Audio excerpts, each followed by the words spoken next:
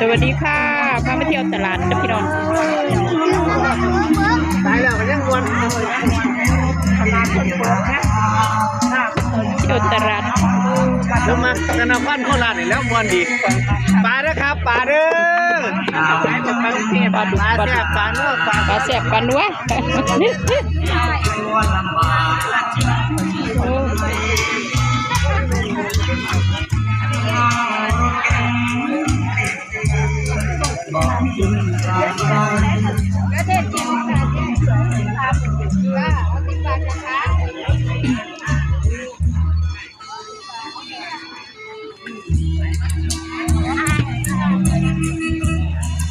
สั่งเขามันไก่คนใบอย่ามันกลับบ้าน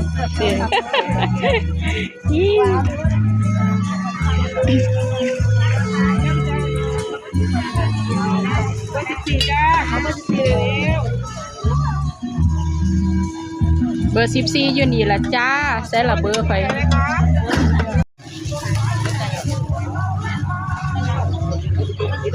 ไก่ทอดหน้ามันเต้าหู้นั่นละไก่อะไรรู้จะมาเลยมาก่อนอย่ามาบ่ล่ะยักแล้วไม่ใช่หนูเราสิมาหอดมืออื่นไอ้ลูกเอาเนี่ยใจแต่ละเอาแล้วเด็กมะม่วงสุกเจี๊ยบนวลจ้าเอาแล้วใจค่ะกองเท่าใดบักม่วงบักม่วง20 3อย่าง50เลย3กอง50ม่วงจ้าตรงมาหน่อยนี่เอาให้คอยจัก3กองเลยจะเอาของเอากองไหนกับกองไหนกองไหนเนี่ยคะเอากองนี้เด้อกองใจเหรอใส่หลวดใจเหรอดินั่นกองมันสัมบ่วะบ่ค่ะบ่3กองจ้าตำรวจผู้เฒ่ากินบ่ว่าจะผู้เฒ่าบาทบ่แล้วมันนี่ล่ะแม่นไงเด้อบ่คือได้2หน่วย3กอง50ดิจ้า3กองเอาจังกองค่ะแม่เอากองเดียวดูจ้าผู้ตลาดเดี๋ยวไม่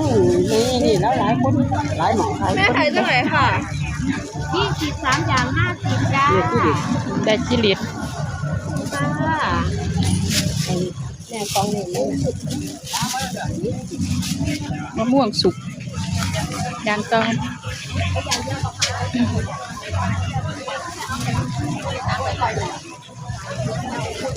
โอ้นักม่วง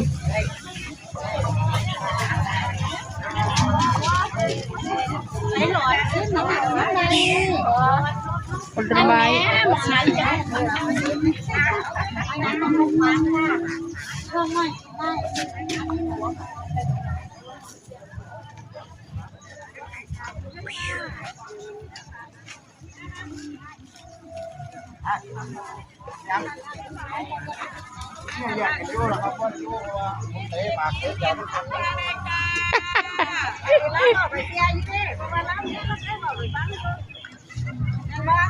ว่าได้ผมเสียเลย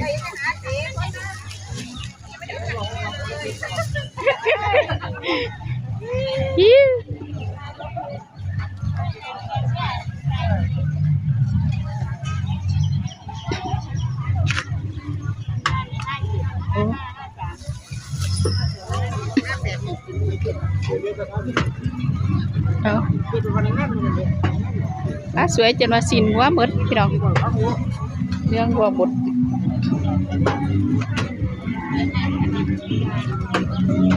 จิ้งหรีด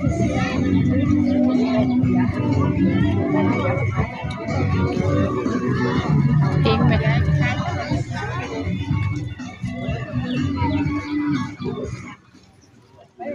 ดีมะม่วงดิบมี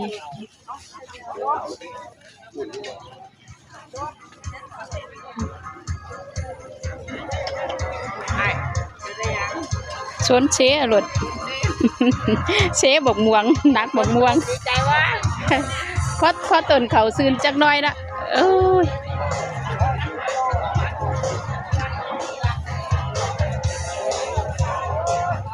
ปลาดุกก็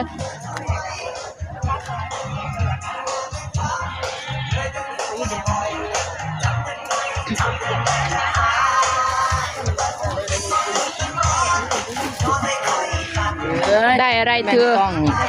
ตั้งตลอดเนาะ ตั้งตลอดท้ายคลิป